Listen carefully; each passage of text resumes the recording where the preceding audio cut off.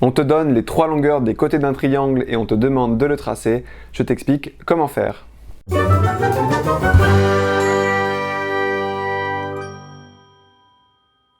Avant de se lancer dans le tracé de ton triangle, il va falloir préparer ton matériel de géométrie. Et pour cela, tu vas avoir besoin d'un compas, d'une règle graduée, d'un crayon bien taillé pour faire de la géométrie. Mais on est bien d'accord que ça, ce n'est pas un crayon adapté pour faire de la géométrie, ni un crayon bien taillé d'ailleurs. Pourtant, je l'ai déjà vu, ça, en classe. Ça, ce n'est pas non plus un crayon bien taillé. Alors si besoin, tu tailles ton crayon.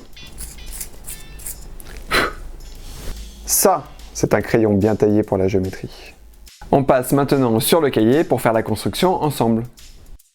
Pour commencer, on va tracer le segment GE de longueur 6 cm.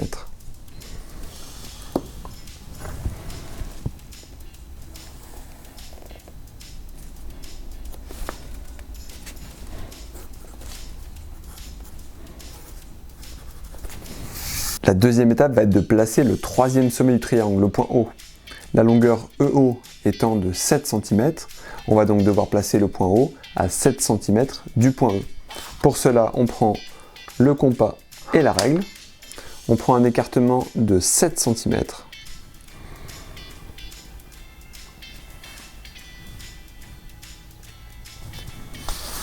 Comme c'est la longueur EO dont il est question, on va aller piquer sur le point E et on va faire un arc de cercle pour marquer les positions possibles du point O. Ensuite, on va reporter cette fois la longueur GO. De la même manière, on va prendre le compas et la règle et prendre un écartement de 11 cm avec le compas.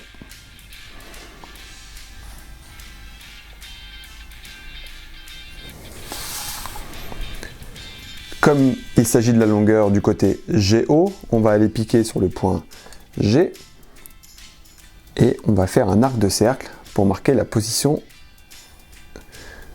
des points O. Comme le point O se situe à 11 cm du point G et à 7 cm du point E, il est donc à l'intersection des deux arcs de cercle. On va donc aller marquer ce point.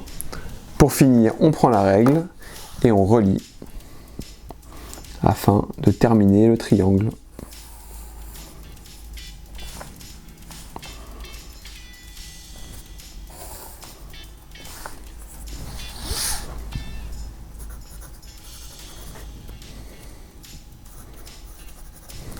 Enfin, voici quelques conseils pour t'aider dans la réalisation de tes tracés géométriques. Le premier conseil que je te donne, c'est de laisser les traits de construction bien visibles, notamment les arcs de cercle que tu utilises pour placer ton dernier sommet.